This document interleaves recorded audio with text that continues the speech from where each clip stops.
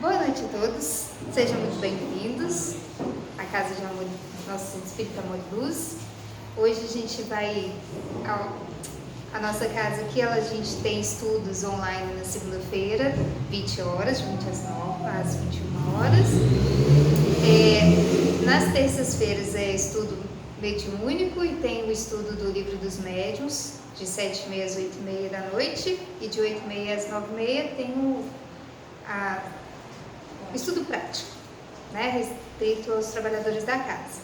E na quinta-feira a gente tem a evangelização junto com a palestra pública nesse horário de 20 às 21 horas. Estão todos convidados.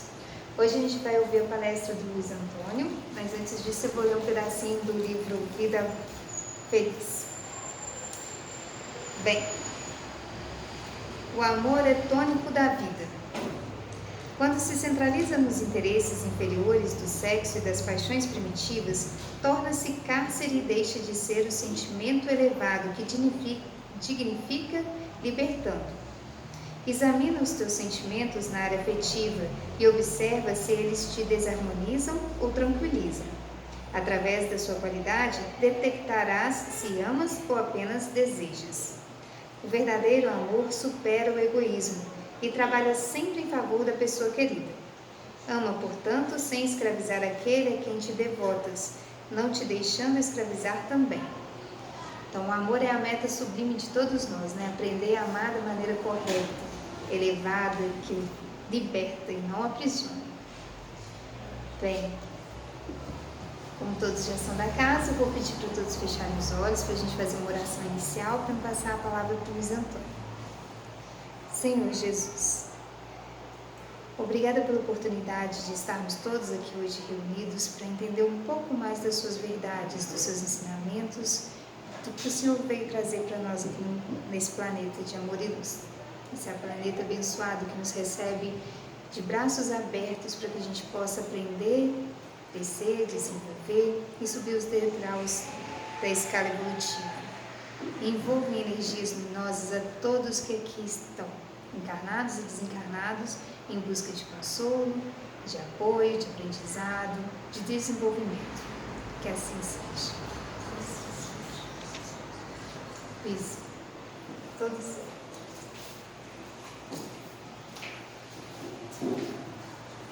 Todo mundo já desligou o celular?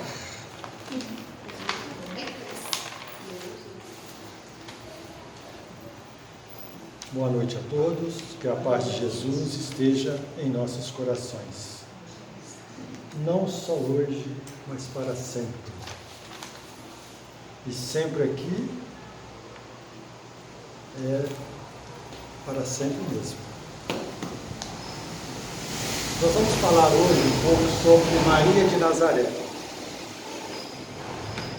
No primeiro momento da vida de Jesus à Terra, espíritos nobres foram convocados para vir preparar o terreno, para preparar a vinda do Messias.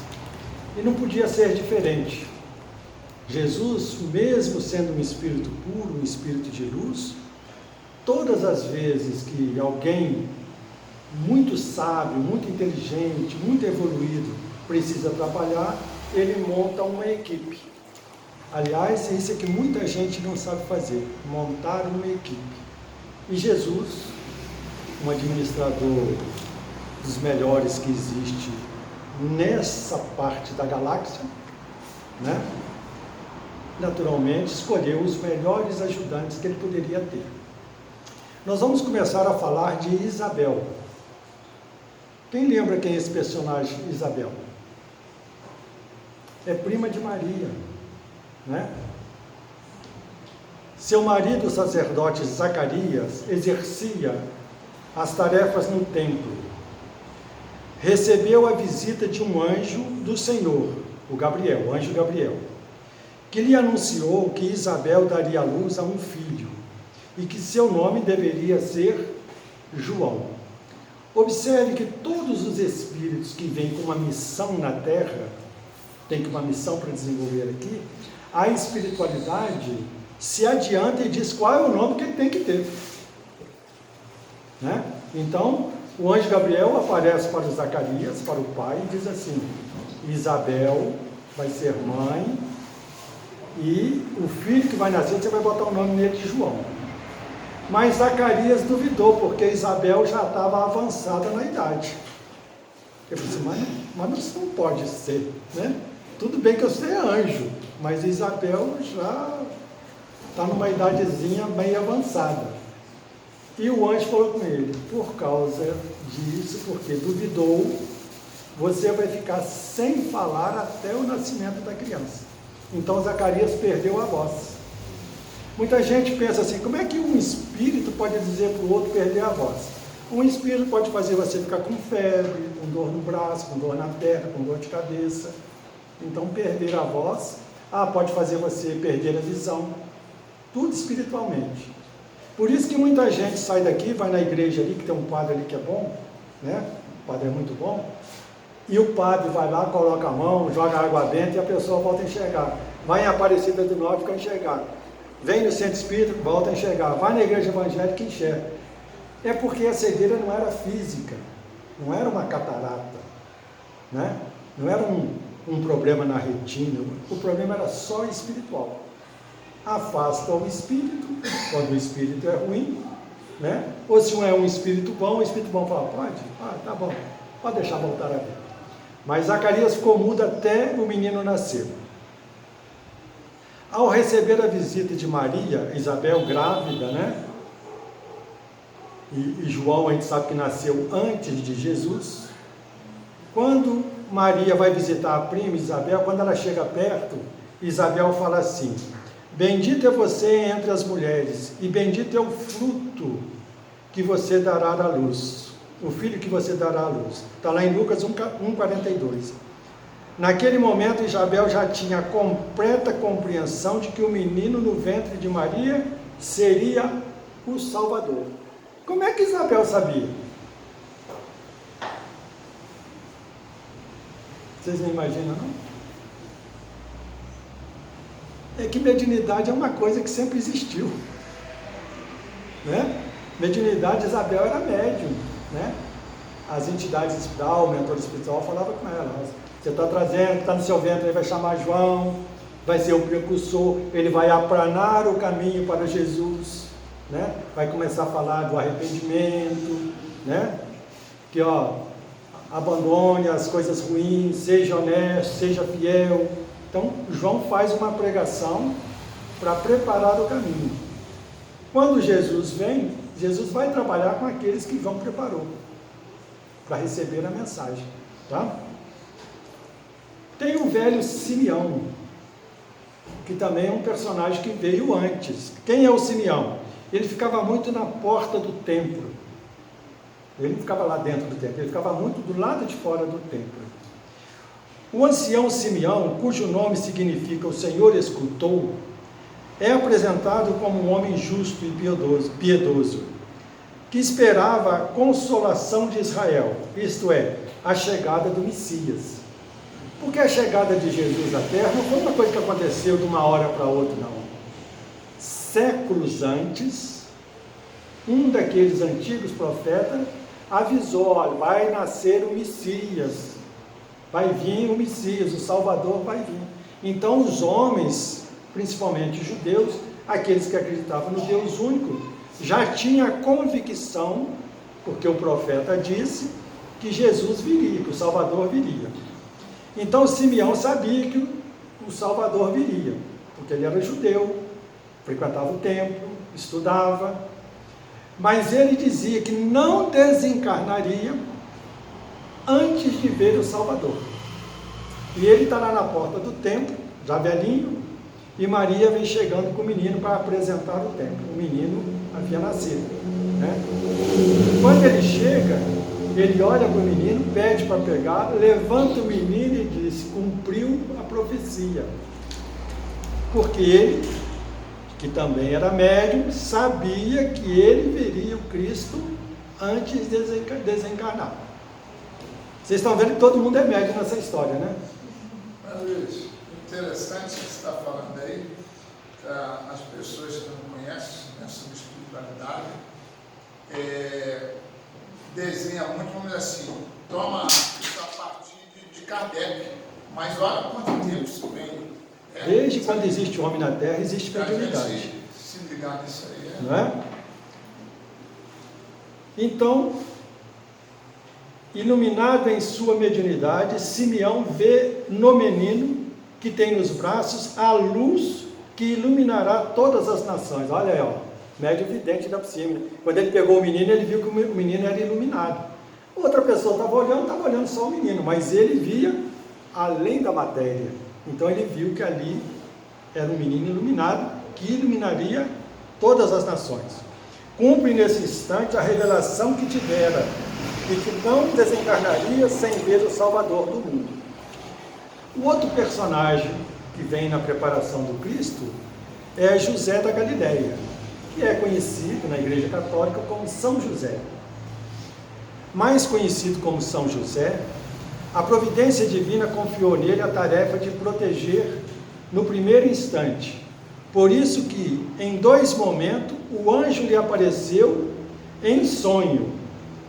E na primeira vez, disse: José, filho de Davi, não temas receber Maria, que dará à luz um filho, ao qual porás o nome de Jesus. Já disse qual é o nome que o menino ia ter, né? E a gente sabe, lá na Bíblia, lá, que Maria não teve relações com José. E aí, quando ele descobrisse que Maria estava grávida, ele falou: meu não é, né? Não posso aceitar uma coisa dessa. Mas o anjo já apareceu antes e falou: não temas em receber o filho que Maria vai trazer, porque ele é o Messias, né? A segunda vez ocorreu quando José foi avisado outra vez em sonho por um emissário celestial, quer dizer, por um espírito evoluído, para que fugisse com sua família em direção ao Egito. Neste país ele poderia ficar com a família em segurança. Foi exatamente pela sua grandeza espiritual que José mereceu a confiança das forças divinas que presidiram a vida de Jesus à Terra. Esse texto foi publicado no jornal Extra do Rio de Janeiro pelo Gerson Monteiro, que é um trabalhador espírita lá do Rio de Janeiro. E o filho de Isabel, que chamou o nome de João, nós sabemos que ele era o precursor, né? Tinha a missão de preparar o caminho. Tem histórias que não estão publicadas na Bíblia, porque nem todos os livros escritos na ocasião foram publicados. Tem muitos livros. Quem escreveu a Bíblia selecionou alguns de acordo com as suas ideias, os seus pensamentos, naquilo que ele acreditava. Mas tem um livro que Jesus ainda menino, quer dizer, se apresentava ainda como menino, e ele estava junto com seu primo João e outros meninos, e alguém mata um passarinho, tampa uma pedra e mata um passarinho, né? Alguém já conhece essa história? A Ana está balançando a cabeça ali. E aí Jesus, o menino Jesus, vai lá, pega o passarinho, fecha em suas mãos, abre e solta. Então Jesus já sabia que ele era Jesus, né? Se todo mundo sabia, imagina aí. Então vamos lá. Tudo isso para falar um pouco mais de Maria, que é a figura central, né, do estudo de hoje. Maria de Nazaré. Lá no livro Filetes de Luz, está escrito: Ave Maria, Rainha dos Anjos, Mãe dos homens, Senhora nossa, cheia de luz, bendita és, portanto. Ainda hoje, como mãe terna e bendita, carinhosa e delicada, do teu trono de estrela, despede-se e envia para a terra do martírio de seu filho a mais santa bênção, a mais terna e doce compaixão. Então Maria está trabalhando até hoje, né? Quem escreveu isso? Bezerra de Menezes, no livro que eu citei, Filigramas de Luz, Filetes de Luz. A médium Maria Cecília, que serviu para Bezerra de Menezes trazer essa mensagem para a gente. A colônia espiritual do nosso lar é regido por um governador e 6 ministérios. Cada ministério tem 12 ministros. 6 vezes 12, 72. Então, o Nosso Lar tem 72 ministros. O governador tem a ajudá-lo na administração da colônia espiritual Nosso Lar 3.000 funcionários. Governador do planeta Terra, Jesus, também conhecido no mundo espiritual como Rei Solar, dando a entender que ele governa o sistema solar todo, né? Aliás, Jesus, lá no mundo espiritual, ninguém chama ele de Jesus. Jesus é chamado no mundo espiritual pelos espíritos mais elevados com nomes adjetivados, né? Rei Solar, o Mestre dos Mestres, e por aí vai, né? O Divino Mestre, assim que eles se dirigem a Jesus lá. Nós aqui somos mais íntimos, nós chamamos de Jesus, né? Mentor espiritual. O mentor espiritual de Juiz de Fora e da 7ª região de Juiz de Fora, Muriaé, Ubá, Além Paraíba, Santos Dumont, Leopoldina e outras cidades aqui em volta, é o espírito Venâncio Café. Então, olha que tem, nessa região, tem um espírito responsável. Olha só, Nosso Lar tem um governador, 7 ministérios, 72 ministros. Na nossa região aqui, Venâncio Café, que foi um sacerdote da Igreja Católica, é o mentor espiritual dessa região aqui, tá? Sobre cada região geográfica do planeta, temos uma colônia espiritual, com especialização em determinado serviço de auxílio. Então, existe colônia espiritual que funciona como uma escola, isso no plano espiritual, tá? Ao redor da Terra. Tem colônia espiritual que funciona como hospital, tem colônia espiritual que funciona como manicômio, espíritos responsáveis pela natureza, pelos animais. Tem colônia espiritual correcional, que é um presídio, que alguns espíritos são detidos para esperar algum momento. E há colônias espirituais que é escola, hospital e campo de repouso, funciona também nisso, tá?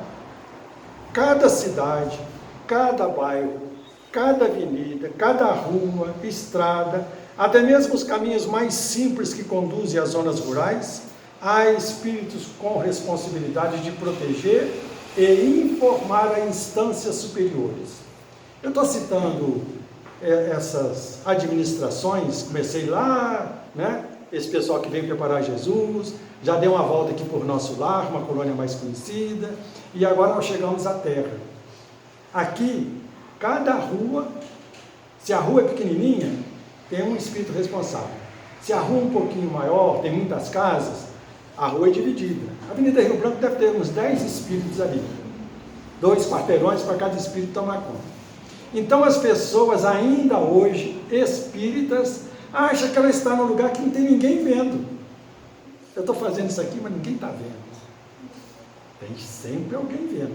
E alguém preparado para isso. Alguém que tem a responsabilidade de informar a instâncias superiores o que aconteceu ali durante o seu plantão. Então, quem passa aqui na polícia, aqui, fica 25 anos na polícia aqui, está treinando para ser vigilante no mundo espiritual, tá? Começa por aí. Porque vai chamar um camarada que era médico para ser vigilante? Vai chamar um detetive, um policial. Ó, você vai tomar conta lá daquela rua, daquele bairro, né? Quanto mais evoluído... Dá para mudar. Hein? Vai chamar o fofoqueiro. E lá é desarmado, não tem cacetete nem revólver. Lá é só na força mental e nas boas vibrações. O irmão vai chamar o fofoqueiro também, porque o fofoqueiro também é vigilante. Não, esses ficam nas colônias correcional, hospital, presídio. Esses não estão em condição de trabalhar, não.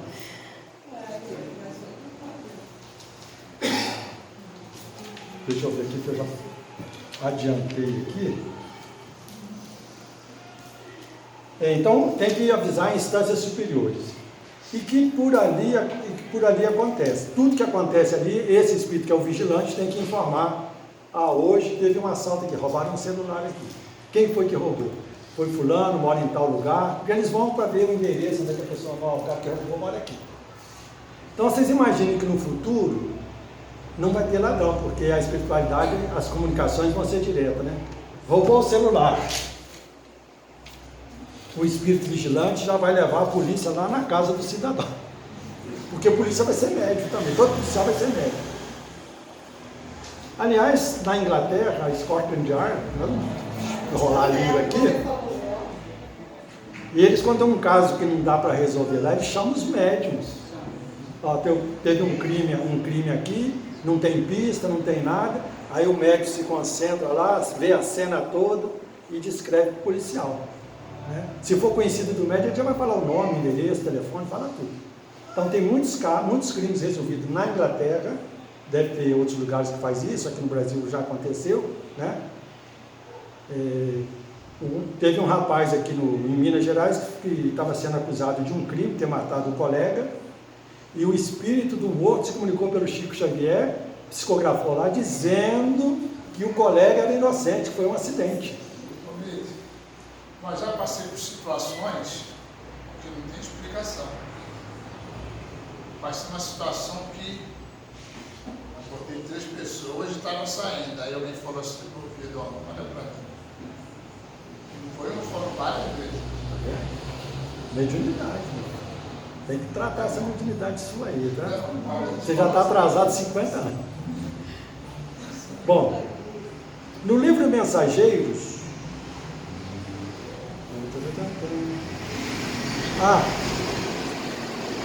lá no Evangelho você vai escrito lá: temos o mundo por testemunha. Muita gente pensa que as testemunhas do mundo são os fofoqueiros, mas não são os espíritos. Aonde você está tem uma testemunha, alguém vendo o que fez. A gente não consegue fazer nada escondido, nada, né?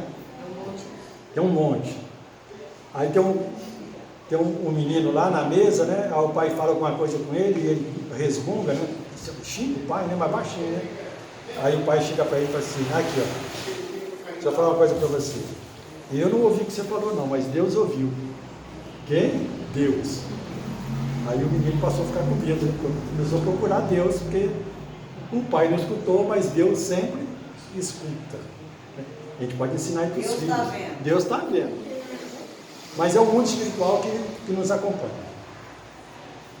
No livro Os Mensageiros, no capítulo 41, numa estradinha da zona rural, um homem jazia por terra numa poça de sangue. 2 encarnados prestavam socorro. O número de desencarnados que auxiliava o pequeno grupo, todavia, era muito grande. Um amigo espiritual, que me pareceu o chefe daquela aglomeração, recebeu Aniceto e nós com deferência e simpatia. Aniceto, um dos ministros de nosso lar, estava vindo para a Terra em missão de aprendizado, né? De ilustração para aqueles espíritos. Estava no meio o André Luiz, e ele descendo do mundo espiritual, eles veem aquela aglomeração lá numa estradinha abandonada, lá na roça, né? Eles falam: vamos lá ajudar, vamos ver o que está acontecendo. Desceu, tinha vários espíritos lá, tentando ajudar o homem ensanguentado.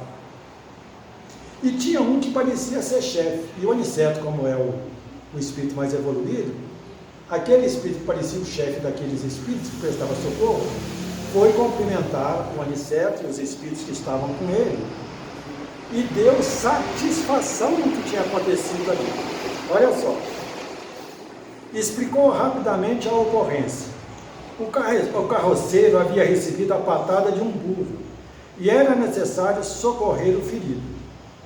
Serenada a situação, viu o referido superior hierárquico chamar um guarda do caminho, interpelando-o: Glicério, como permitiu semelhante acontecimento? Esse trecho da estrada está sob a sua responsabilidade. Gente, imagina uma estradinha lá na roça, em 1930, mais ou menos, 35, quer dizer, lá atrás, aquela estradinha da roça devia passar uma pessoa, 2 por dia, uma carroça por dia ali. Né? Não é igual hoje, que você vai na roça, está até asfaltado, já tem trânsito, né? Então era uma estradinha que tinha muito pouco trânsito. Para quem não sabe, antigamente as pessoas tinham uma fazenda, um sítio, plantava tudo ali, criava galinha, colhia o ovo, né? Só vinha na cidade para comprar o quê?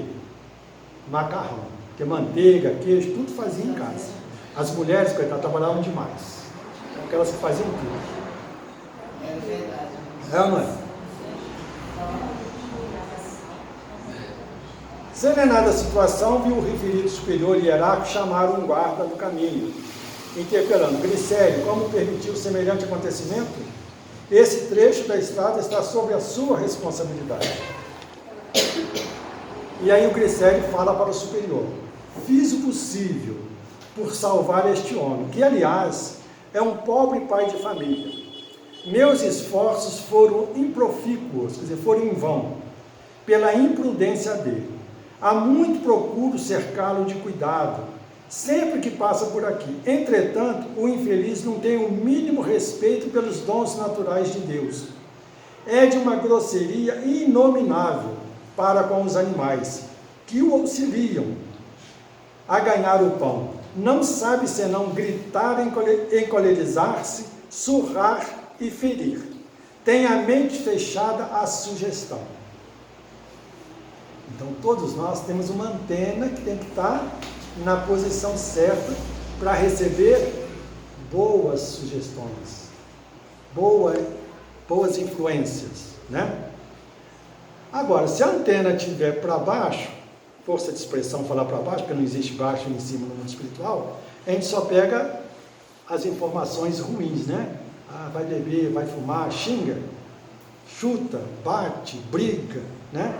Quando a antena está para a espiritualidade mais alta, né? A gente está em oração, está em paz, é uma pessoa simpática, gentil, amorável, todos nós aqui somos, né? Então nós vamos receber sempre boas informações, boas ilustrações, né? Bons conselhos. Mas esse cidadão, ele era aquele tipo grosseiro, irracível. Então ele tem a mente fechada, a mente fechada às sugestões do agradecimento. Quer dizer, ele tinha um burro que trabalhava para ele. Ele não tinha que pagar, o burrinho só come capim mesmo, né? Às vezes uma espiga de milho. E o cara não era agradecido àquele dom de Deus, aquele animal que Deus concedeu para que pudesse ajudar o pão de cada dia. Então faltava a ele o sentimento de agradecimento. No caso desse que faltava muita coisa, né? Não estima senão a praga e o chicote. Hoje tanto perturbou o pobre Moá é burro, tá gente? Que o ajuda, tanto castigou, que pareceu mais animalizado. Aqui está falando do homem, né? Quando se tornou quase irracional, pelo excesso de fúria e ingratidão, meu auxílio espiritual se tornou ineficiente. Atormentado pelas descargas de cólera do condutor, o burro humilde o atacou com a patada. Que fazer? Minha obrigação foi cumprida. O superior, que ouvia a justificativa do vigilante, ouvia atenciosamente a alegação, respondeu sem hesitar: tem razão, a culpa foi dele. Então, se nós não fazemos a nossa parte, a culpa é nossa. Então, cada um tem que fazer a sua parte, né?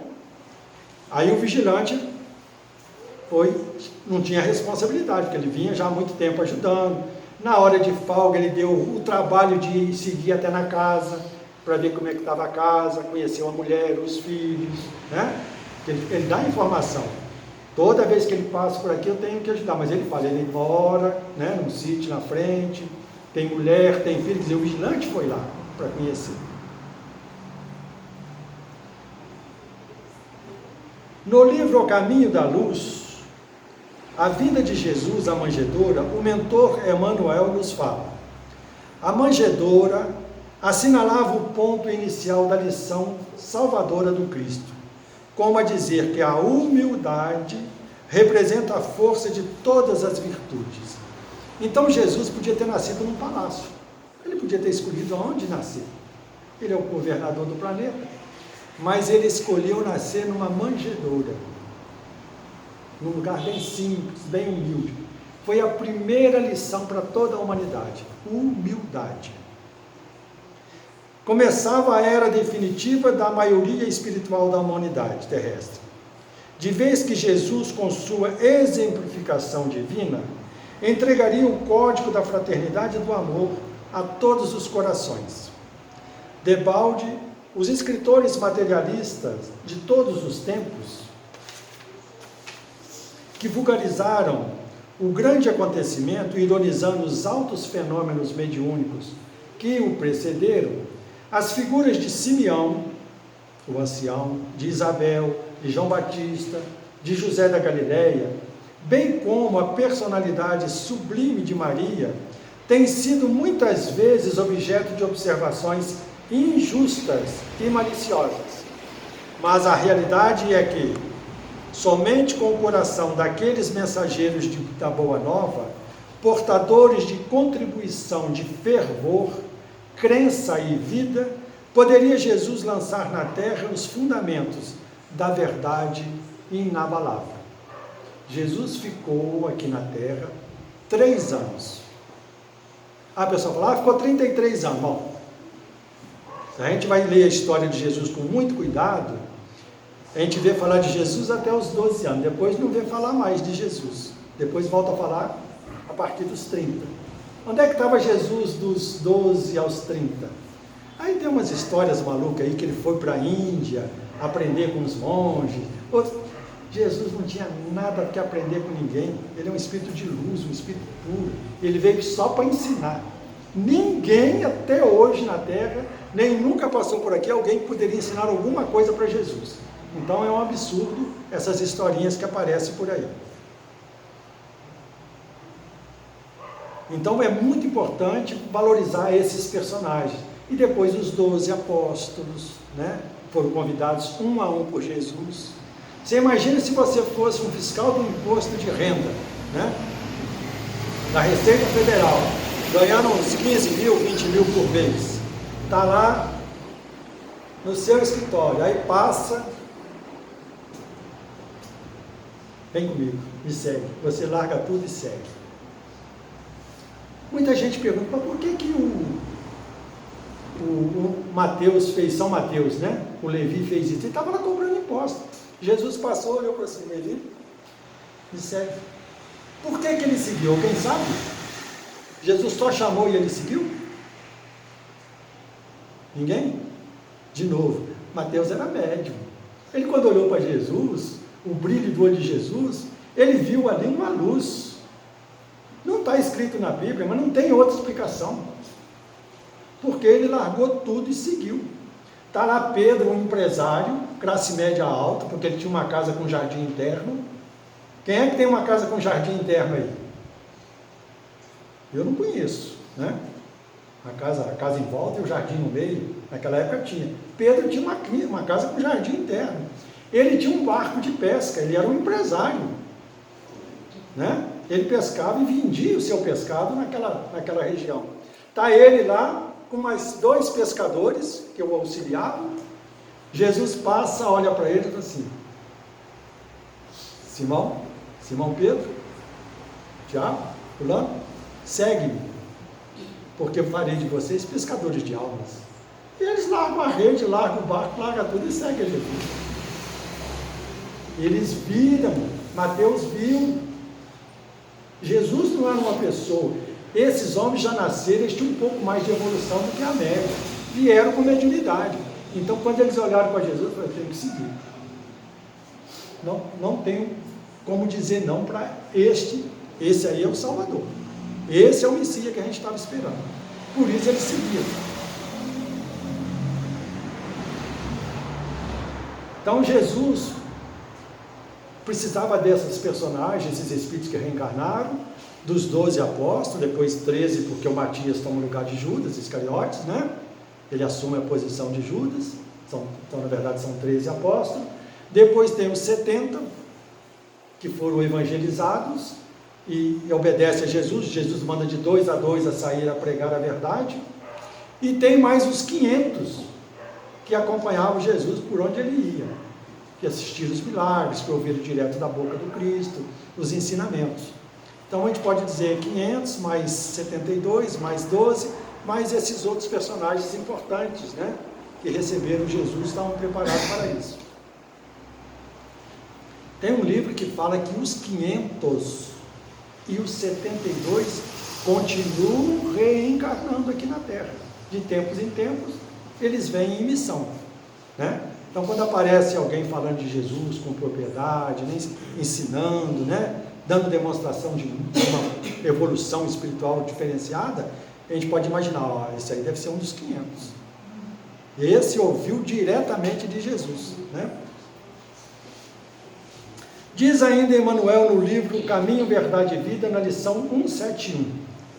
No caso de 171 aqui, gente, não é brincadeira não, tá? É o capítulo.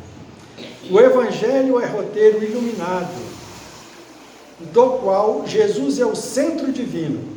Nesta carta de redenção, rodeando-lhe a figura celeste, existem palavras, lembranças, dádivas, indicações muito amadas dos que lhe foram legítimos colaboradores no mundo.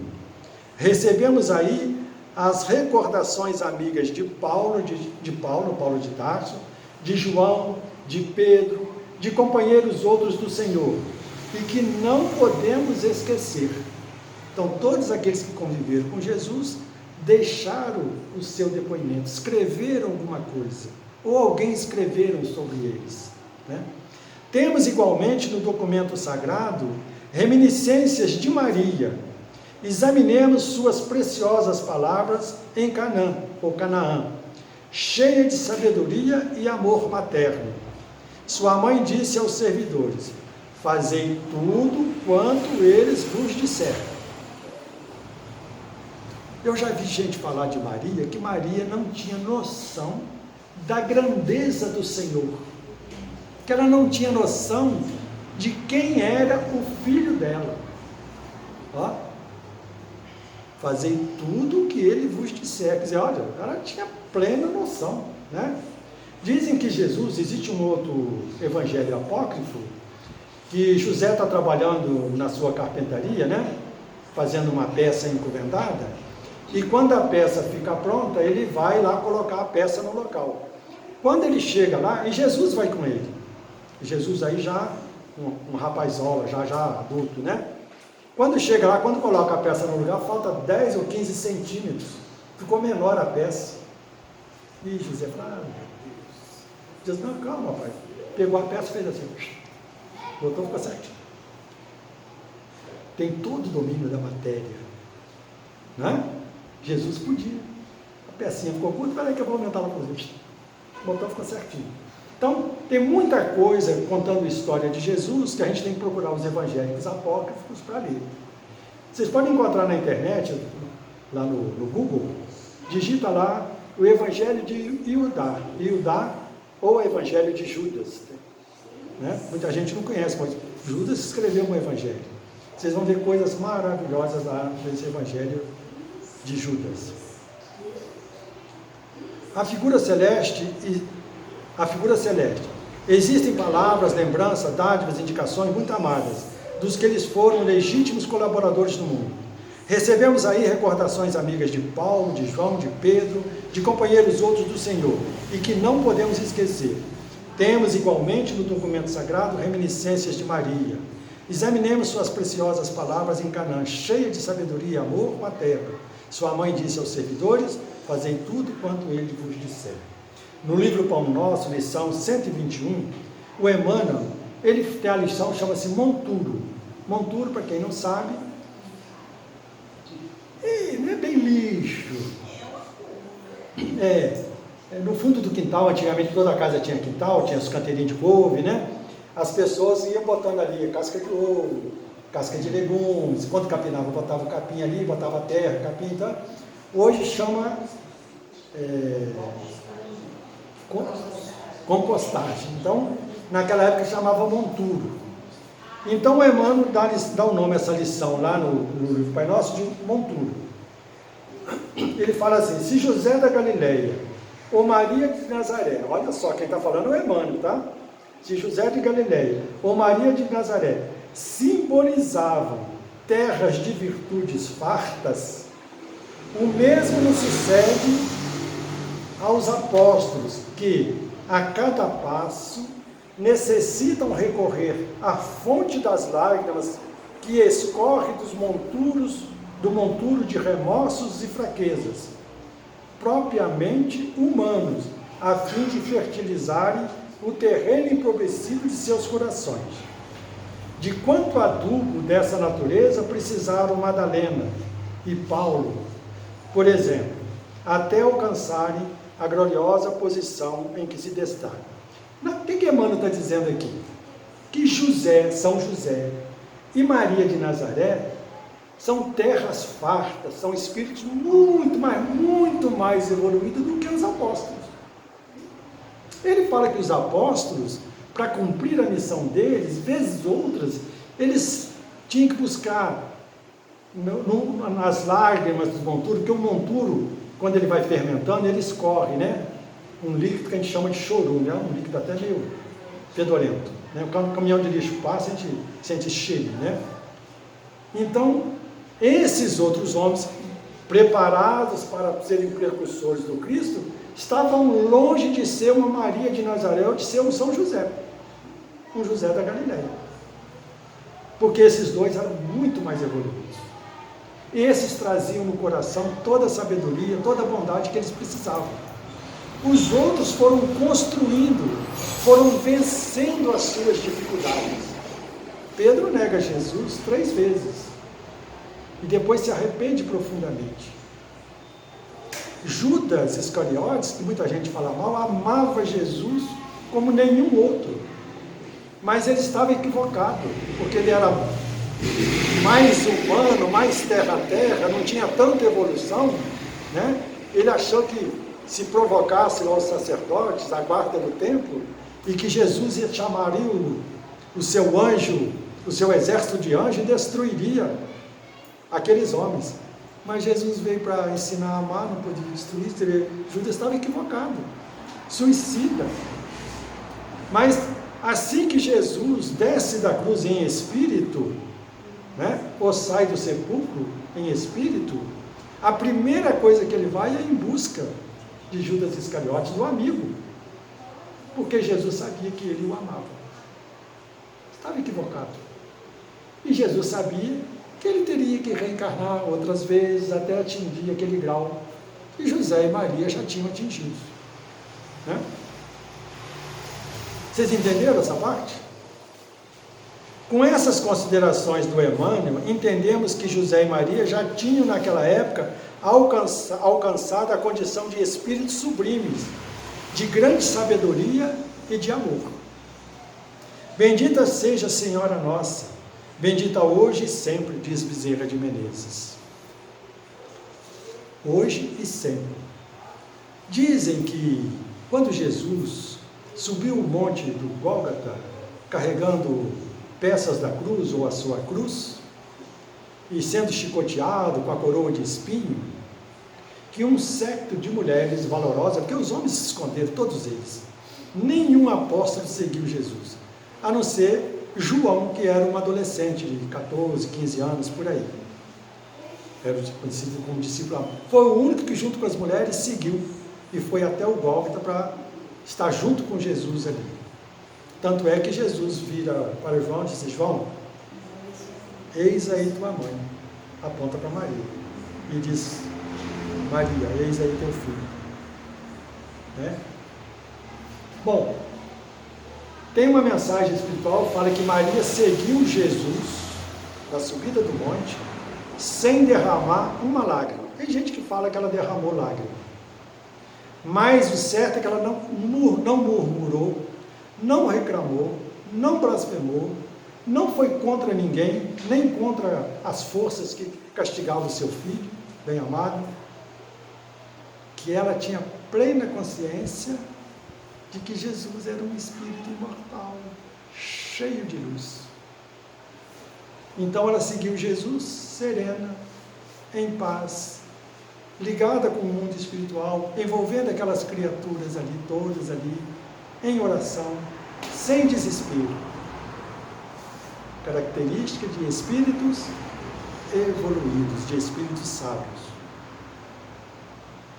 No livro Ação e Reação, de Francisco Cândido Xavier e André Luiz, no capítulo 11, o templo no parlatório. Lá em nosso lar, tem um local lá, que é um templo, no mundo espiritual. Diz assim: o templo da mansão assemelha-se ao ambiente de grande capela, das que conhecemos no mundo. De face voltada para o exterior, uma cruz radiante, material argênteo, quer dizer, prateado, né? Cruz sobre alva e singela mesa encostada ao centro ao fundo. Era o único símbolo religioso ali existente. Então imagine uma capela vazia, tá? Encostada na mesa lá no fundo, uma mesinha e um crucifixo prateado reluzente. Já imaginaram? Vira a capela aí? Presta atenção. Mas de todas as paredes laterais da capela, a se caracterizarem por brancura de neve, distinguia-se pequenas reentrâncias, esculpidas, quer dizer, em forma de nicho. Vocês sabem o que é um nicho? Você imagina se o pedreiro abriu aqui um buraco aqui, né? Faz aquele negócio meio abaulado, as pessoas vêm e colocam ali uma estatuazinha de um santo, né? As igrejas às vezes têm isso, né? Essa reentrância na parede. Diante de um desses nichos vazio, passar o nicho vazio, uma senhora, quer dizer, uma senhora espírito, roga: Dr. Bezerra de Menezes, por amor de Jesus, não abandones meu esposo, pobre Ricardo, nas trevas da desesperação. Surge no nicho o retrato do Dr. Bezerra. Dr. Bezerra, espírito, né? Qual conhecemos, sereno, simples, bondoso e paternal. Silas, um espírito, o orientador, explica com mais de 50 anos consecutivos de serviço à causa espírita. Quer dizer, isso aconteceu depois de 1950. O Dr. Bezerra de Menezes desencarnou em 1900.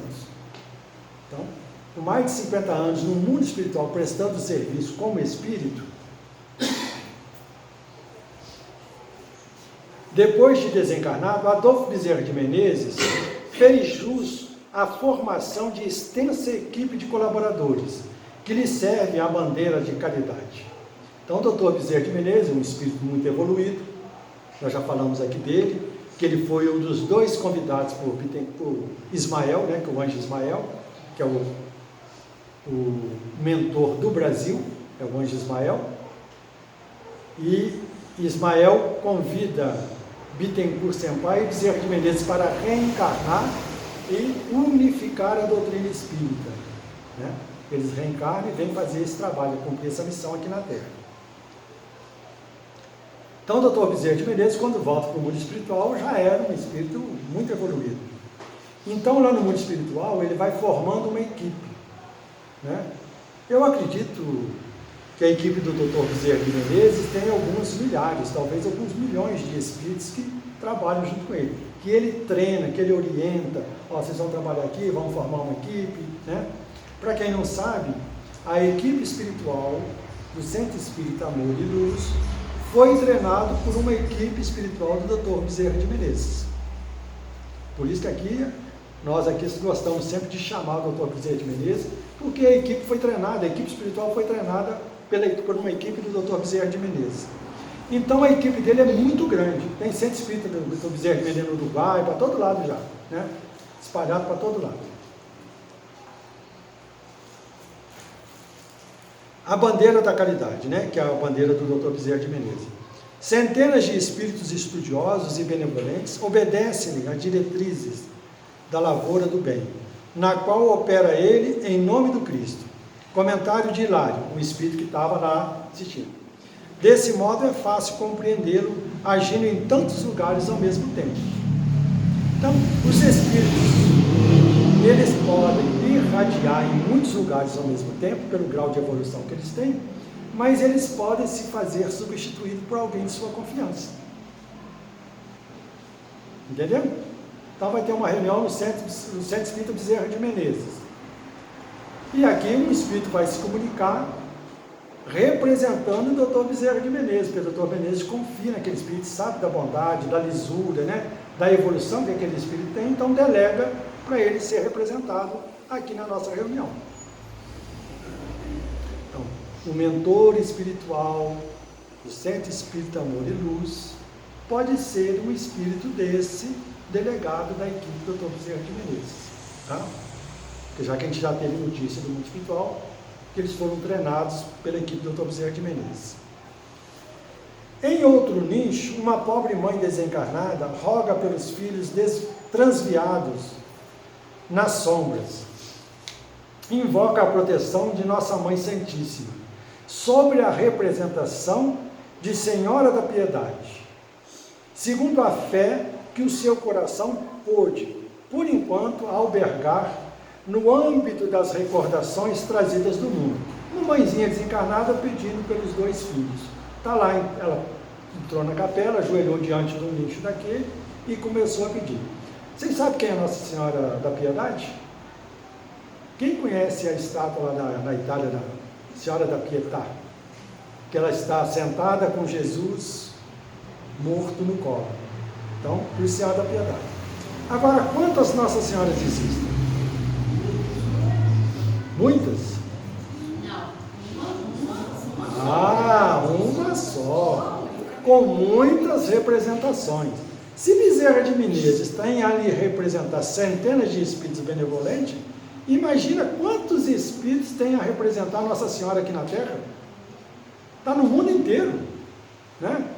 Tem a Nossa Senhora protetora do mexicano, tem a Nossa Senhora protetora do Brasil, tem a Nossa Senhora de Fátima, protetora de Portugal. Então Nossa Senhora tem uma multidão de espíritos benevolentes e sábios a serviço da mãe, né?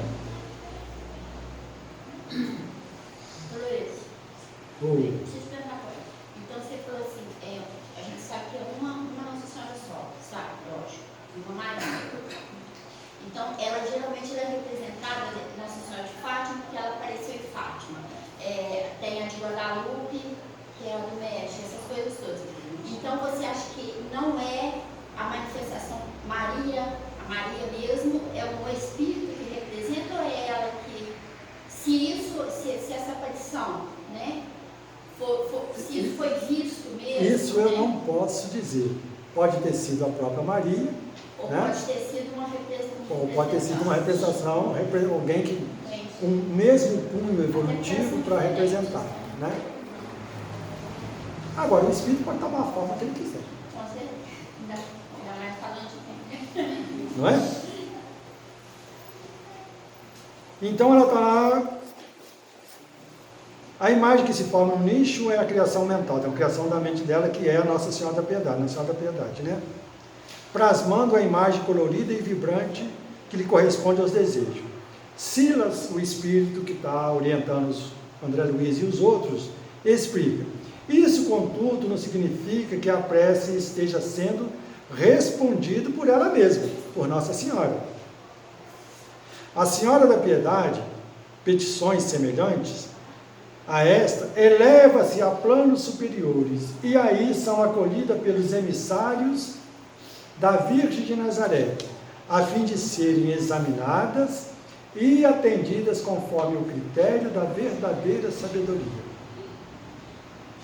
Então, qualquer pedido que você fizer com fervor, com fé, a qualquer uma das Nossas Senhoras, vai bater no mundo espiritual, numa colônia qualquer.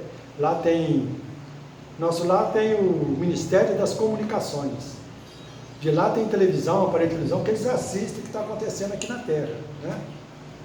Antes de acontecer, pelas vibrações, ele fala: ó, Aqui, lá perto da Ucrânia e da Rússia ali tem uma sombra muito grande ali, os pensamentos, os desejos negativos, a raiva. Então eles já ficam atentos, já começam a se preparar para prestar socorro, porque já sabem que alguma coisa ruim está acontecendo ali. Vem espíritos para tentar evitar. Mas o homem é cabeça dura, vocês viram com um carroceiro, né? Chega que tem hora que os espíritos bons não conseguem ajudar, porque a gente fecha a janelinha, fecha as comunicações com os espíritos mais elevados, com o nosso mentor, né? É só fingir.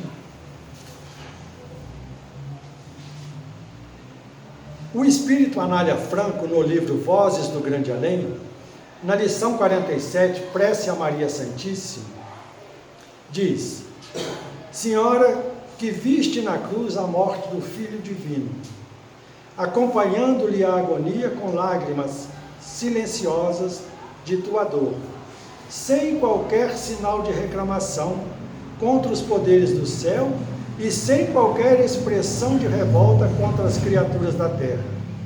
Conduze-nos para a fé que redime e para a renúncia que eleva. Então aqui quem está falando isso é o espírito Anália Franco. Observação: os espíritos não dizem coisas sem sentido. Eles estudam, pesquisam, têm acesso aos arquivos no mundo espiritual da época. Então tem tudo lá. E lá, gente, não como é que fala? Pendrive. Hein? Fala alto, está com vergonha. Ajuda aí. HD externo, né? Lá as coisas acontecem como se tivesse um plano real, um teatro. Então os espíritos que têm autorização, eles falam assim: eu quero ver o que aconteceu naquele período, né? Que João foi morar com Maria. Lá tem as gravações. Porque a gente fala assim: o mundo hoje está evoluído, né? Tem televisão 4K. Isso no mundo espiritual já existe há milhões de anos, né? Os espíritos nos falam que o que existe de evolução, de tecnologia na Terra, é apenas uma cópia imperfeita daquilo que existe no mundo espiritual. André Luiz está na visita numa das colônias, e ele passa, tem um quadro bonito, né? Ele olha para o quadro e fala: nossa, que maravilha, né? Lá na Terra, no museu tal, tem um quadro igualzinho a esse aqui. Quer dizer, o André Luiz pensou que aquele ali era a cópia, né? Lá no mundo espiritual. Aí o espírito fala para ele assim: não, André Luiz, o que está lá no museu é cópia desse. O pintor veio aqui, viu, gravou na sua mente, desceu e pintou.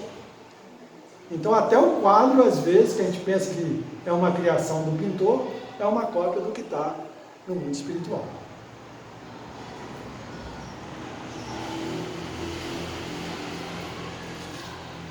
Vamos acabar. No livro Memórias de um Suicida, edição Febre, pela médium Ivone Pereira, no capítulo 1, diz assim: a legião dos servos de Maria vão ao vale dos suicidas para socorrer aqueles que apresentam condições de serem amparados. Jesus, logo depois que ele retorna ao mundo espiritual, que Maria desencarna, ele vem em busca de Maria, vem receber Maria, né? E Maria é tão evoluída, gente, que ele manda emissários, espíritos elevados, para buscar Maria, para levar até ele. E eles chegam e tiram e dizem assim: Senhora nossa, Jesus lhe convoca a estar com ele.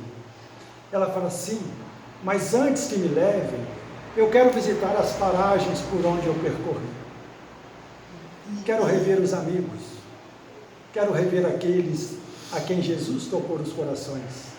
E eles passeiam com ela pela Galileia, pelo Egito, por toda aquela região ali, e ela visitando os amigos, aqueles que estavam pregando, que estavam sendo presos e tudo ali. Terminada a visita por aquela região da Judéia, da Galileia, eles falam: podemos ir agora, Senhora? Ela disse: não, leve-me até Roma. eu quero visitar aqueles que estão sofrendo lá. E eles levam Maria de Nazaré até Roma, numa daquelas tardes em que o circo está lotado. Centenas de cristãos presos estavam aguardando o momento de entrar na arena para serem sacrificados, queimados, mortos, comidos por feras, serem destroçados. Maria de Nazaré chega lá, levada por esses espíritos amigos, e entra no calabouço. Lá está meninas, meninos, senhoras, anciãos, homens, todos muito tristes, sisudos, com lágrimas nos olhos, com medo, com muito medo. E ela passa por entre eles e vê uma jovenzinha, já com lágrimas nos olhos. Ela se aproxima daquela menina, abraça com muito carinho e fala no ouvido da criança, da menina: cante, minha filha, cante. E do nada, a menina começa a cantar. Aqueles hinos que cantavam nas catatumbas, aqueles hinos falavam do Senhor Jesus, do seu amor, de Maria. E a menina começa a cantar, cantar, cantar. Aí o outro começa também, e o outro começa também. Daqui a pouco, todos estão cantando. O sorriso e a confiança brotam naqueles corações. Abrem-se as grades e eles entram glorificando a Jesus. Eles entram cantando glória à altura, paz na terra os homens de boa vontade. A multidão gritando no maior das algazarras, quando observa aquele bando de pessoas mal vestidas, surradas, machucadas, crianças, velhos, cantando louvor com um sorriso, com confiança. Diz o mundo espiritual que além daquelas milhares de pessoas que estavam nas arquibancadas para assistir, havia ali muitos, muitos espíritos que os atormentavam, que não acreditavam em nada. Muitos deles desceram para a arena e com lágrimas aceitaram a verdade. Então muita gente pergunta, mas por que os cristãos, os primeiros cristãos foram a sacrifício? Para a conversão de muitos. Né? Diz o livro que muitos, centenas, talvez milhares de espíritos aceitaram o Evangelho naquele dia. E assim aconteceu outras vezes. Mas quem é que insuflou coragem? Quem é que envolveu com suas vibrações amorosas? Santa Mãe Maria de Nazaré. Então é desse espírito que nós estamos falando e que nós devemos reverenciar, que devemos aprender mesmo a amar. Quando ela desencarna, Jesus abraça Maria e diz assim: mãe, que ele te respeitava Maria como mãe, apesar dela não ser, né? Diz assim: tem uma missão para a senhora, é a mais difícil das missões, é recuperar os suicídios da terra, aqueles que desistem da vida. E ela funda no mundo espiritual o Instituto Maria de Nazaré, o Hospital Maria de Nazaré. Tem enfermarias, tem um manicômio, né, para aqueles mais enlouquecidos, todas as divisões. E esses espíritos que lá trabalham nesse instituto em nome de Maria de Nazaré, descem as sombras de vez em quando, para ver aqueles que têm condição de serem amparados. Então que Jesus nos abençoe, que a Mãe Santíssima nos envolva no seu manto de luz e de paz, e que possamos, a cada dia, em qualquer dificuldade, lembrar da Mãe de todos nós. Eu não gosto de falar Mãe de Jesus, eu gosto de falar Mãe de todos nós.